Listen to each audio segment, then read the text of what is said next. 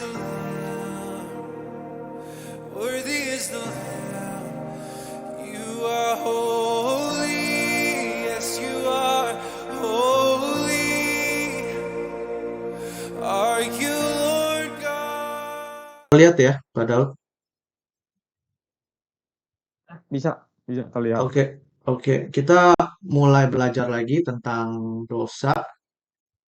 Di pelajaran sebelumnya kita udah belajar banyak ya. Nanti kita akan bahas sedikit tentang kodrat yang kemarin ditanyakan juga. Jadi di Roma pasal 5 ayat 12, firman Tuhan katakan, sebab itu sama seperti dosa telah masuk ke dalam dunia oleh satu orang, dan oleh dosa itu juga maut, demikianlah maut itu telah menjalar kepada semua orang. Karena semua orang telah berbuat dosa. Jadi kita lihat di sini dosa manusia ini ternyata menjalar ya, menjalar. Jadi dari satu orang ini tentu dari Adam ya. Nah, tentu dari Adam. Kenapa nggak ditulis juga Hawa gitu ya?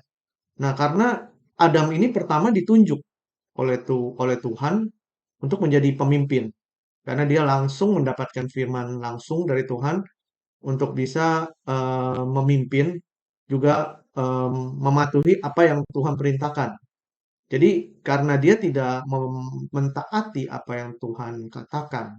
Jadi oleh karena keputusan dia, akhirnya juga dosa itu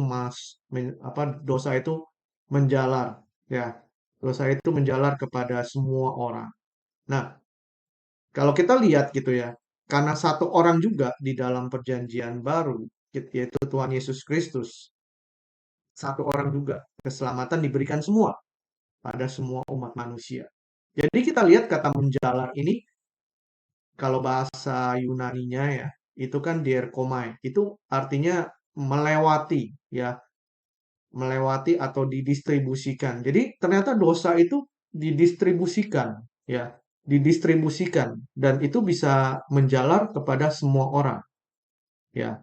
Nah, menjalar sebab itu dosa telah masuk ke dalam dunia oleh satu orang, dan oleh dosa itu juga maut, demikianlah maut itu menjalar kepada semua orang karena semua orang telah berbuat dosa. Nah, cara menjalarnya ini seperti apa? Apakah secara gen ataukah fisik gitu ya? Tapi kalau secara gen, secara fisik nanti kalau ketemu vaksinnya gimana? Bisa diperbaiki dong? Ternyata tidak, ya ternyata tidak. Nah, menularnya ini kita lihat ini masih bisa dibilang misteri gitu ya, secara misteri. Tapi faktanya dosa itu menular. Ya, seperti minggu lalu kita lihat ya, kita mendengar juga anak kecil tidak diajarkan berbohong. Tidak kita ajarkan berbohong, tapi dia bisa berbohong. Nah, itu ternyata diturunkan kepada semua orang, ya, kepada semua orang. Nah, di sini kita bisa lihat gitu ya. Jadi bukannya maksudnya dosa orang tua, misalnya orang tuanya korupsi, anaknya dihukum. Enggak seperti itu, ya. Orang tua berbuat salah, tapi tidak diturunkan ke anaknya, ya. Tapi di sini adalah kecenderungan seseorang, gitu. Kecenderungan seseorang itu menular, ya. Kecenderungan seseorang itu menular. Dosa itu menular kepada keturunan selanjutnya daripada Adam dan Hawa dan sampai kita, ya.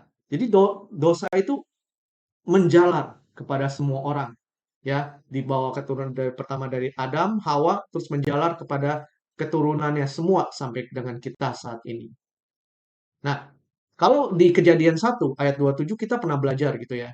Tuh Allah menciptakan manusia itu menurut gambarnya. Kalau bahasa Ibrani kan selem ya. Gambar Allah itu ada pikiran, ada perasaan, dan ada kehendak ya. Jadi apa yang Allah punya itu ada sama manusia, yaitu pikiran, perasaan, dan kehendak.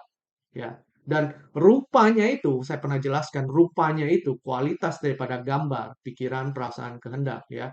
Rupanya itu harus diusahakan oleh manusia. Ya. Laki-laki dan perempuan diciptakannya mereka. Jadi manusia ini diciptakan dengan kehendak bebas. Ya. Makanya manusia bisa memilih dia mau berbuat baik atau berbuat jahat. Jadi Allah tidak menciptakan manusia itu robot, harus menuruti apa yang Allah setting gitu loh. Tidak. Jadi manusia ini memiliki kehendak bebas. Apa yang diciptakan oleh Allah ini sangat luar biasa, yaitu memiliki pikiran, perasaan, dan kehendak. Nah, dan kalau kita lihat di Kejadian 5 ayat 3, setelah mereka udah diusir ya, di situ ditulis setelah Adam hidup 130 tahun, dia memperanakan seorang laki-laki menurut rupa dan gambarnya, lalu memberi nama Set kepadanya. Jadi, kita semua ini eh, sudah mendapatkan rupa dan gambarnya Adam ternyata.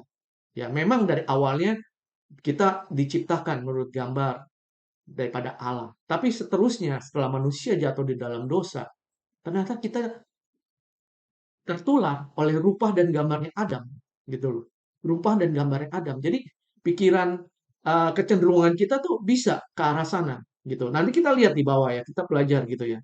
Kita akan lihat gitu. Jadi manusia eh, cuma bisa diberikan Taurat seperti di Perjanjian Lama ya, diberikan 10 perintah Allah gitu ya. Peraturan sementara gitu. Nggak bisa selamanya sampai akhirnya nanti Tuhan Yesus datang seperti yang kita pelajari di nubuatan pertama di proto evangelium itu ya, di mana keturunan wanita akan meremukan kepala si ular itu. Itu adalah nubuatan di mana Tuhan Yesus yang akan menjadi penyelamat, membawa keselamatan kepada umat manusia.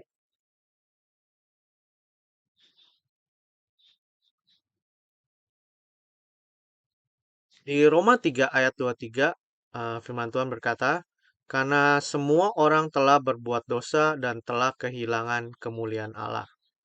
Jadi kita lihat ya, dari Adam dan Hawa, terus dosa itu menjalar ke bawah sampai kepada kita, keturunannya sampai kepada kita, dan firman Tuhan katakan semua orang berbuat dosa dan telah kehilangan kemuliaan Allah. Nah, di dalam kata bahasa Yunani, kata aslinya, kehilangan itu lebih tepat itu meleset, ya, tidak tepat pada sasaran. Seperti misalnya contoh orang yang memanah di pinggir itu.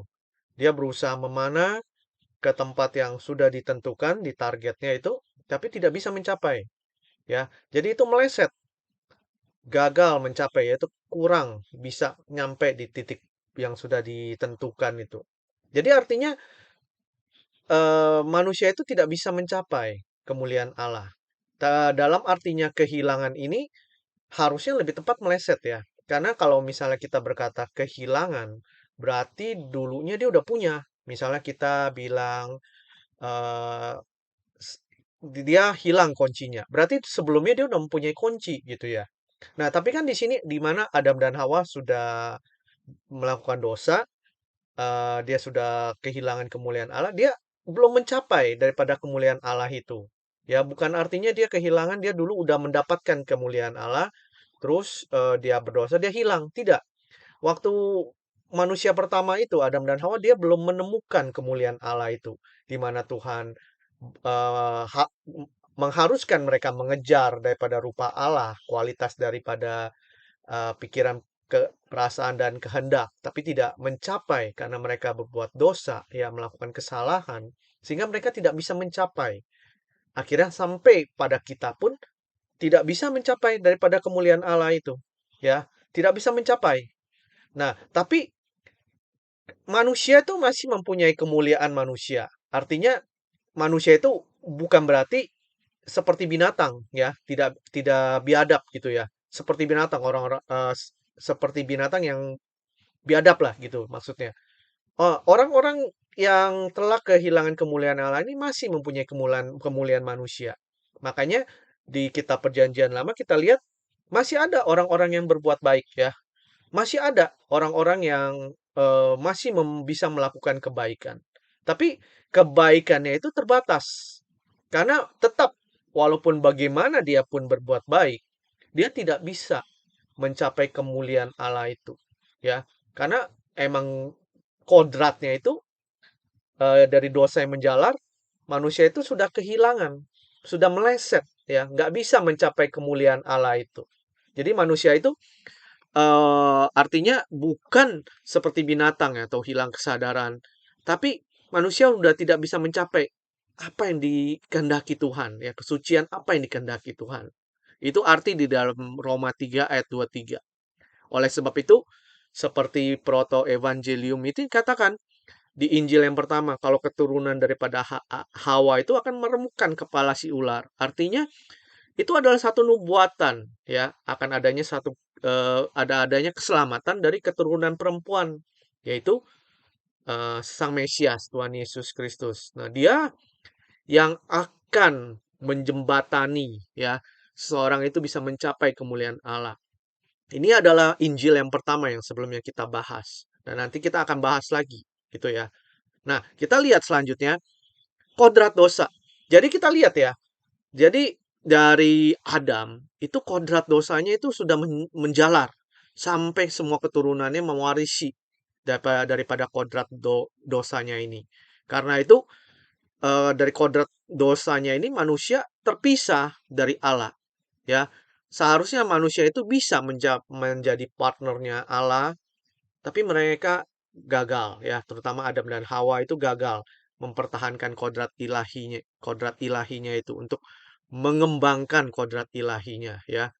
Tapi karena mereka lebih percaya kepada omongan iblis, ya, omongan si ular, akhirnya mereka terpisah. Dan sampai sekarang kita terkena daripada kodratnya, ya, daripada kodrat dosanya itu. Nah, kita akan lihat satu firman Tuhan di kitab Roma ayat 7, 15-20 ya. Ini ditulis oleh Rasul Paulus. Nah, di ayat 15 katakan, sebab apa yang aku perbuat, aku tidak tahu. Karena bukan apa yang aku kehendaki yang aku perbuat, tapi apa yang aku benci itulah yang aku perbuat. Jadi jika aku perbuat apa yang tidak aku kehendaki, aku menyetujui bahwa hukum Taurat itu baik. Kalau demikian bukan aku lagi memperbuatnya, tapi dosa yang ada di dalam aku. Sebab aku tahu bahwa di dalam aku, yaitu di dalam aku sebagai manusia, tidak ada sesuatu yang baik.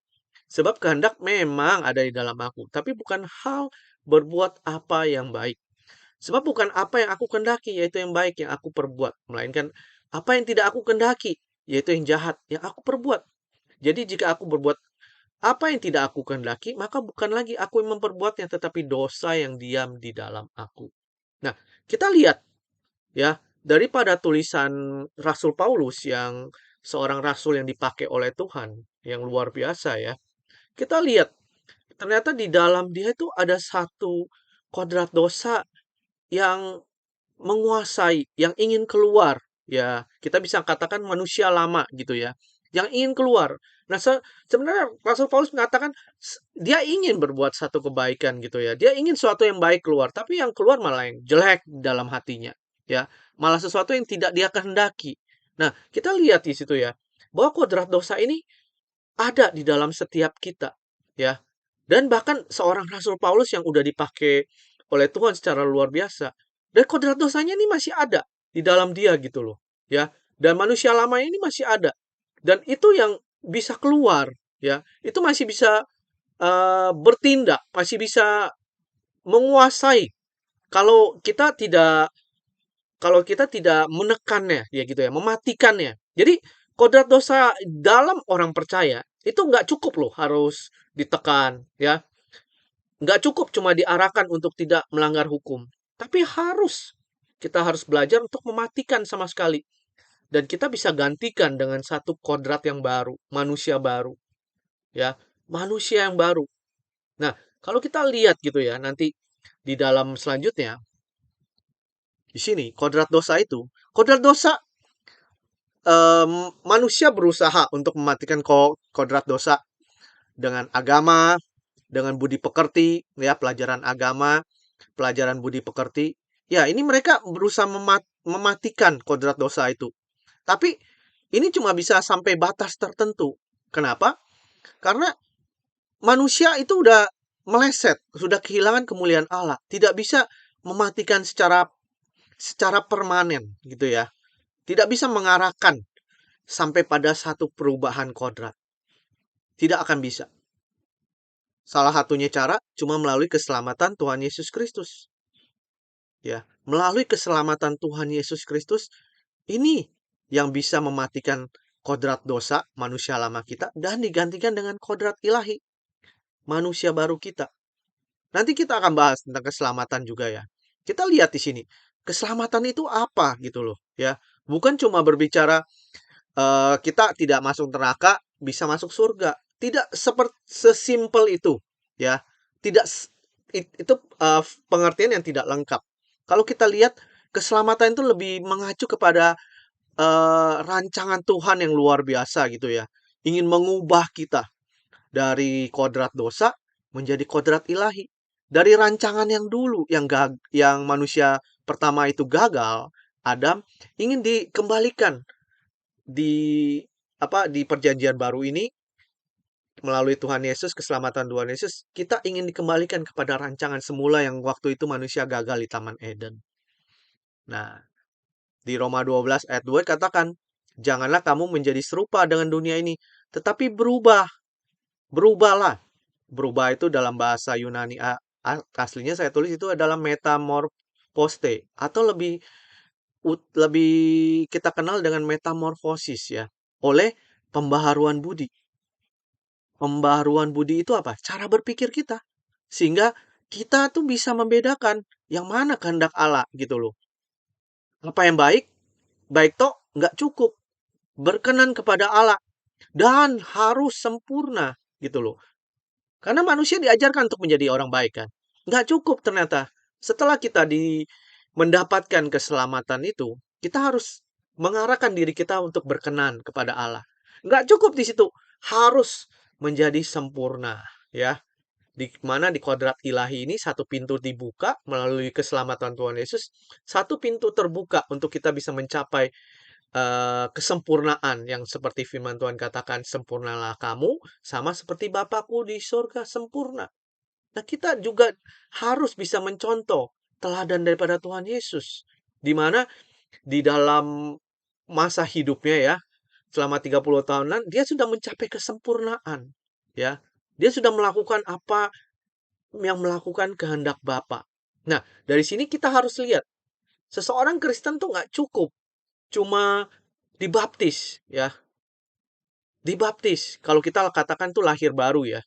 Sebenarnya tuh nggak cukup cuma lahir baru, akan menjalankan kehidupan yang baru. Seseorang yang dibaptis keluar dari air itu masih ada kodrat dosanya. Tabiat jeleknya masih ada, ya. Mungkin dia tidak melakukan sesuatu perbuatan yang melanggar hukum ya, atau tata krama. Tapi kan lihat dalam hatinya kelicikannya, kesombongan terselubung ya, pikiran kotor, balas dendam gitu ya, kemarahan, amarah itu masih ada. Nah, itu yang akan akan dikerjakan, akan diolah oleh Tuhan ya. Itu adalah kodrat dosa kita yang itu akan diubah menjadi satu kodrat ilahi manusia baru. Seperti metamorfosis ini. Dari seekor ulat ya bisa menjadi kupu-kupu. Luar biasa kan? Kodratnya berubah. Di mana seekor ulat itu kan memakan daun, kita tahu ya. Dia memakan daun-daunan.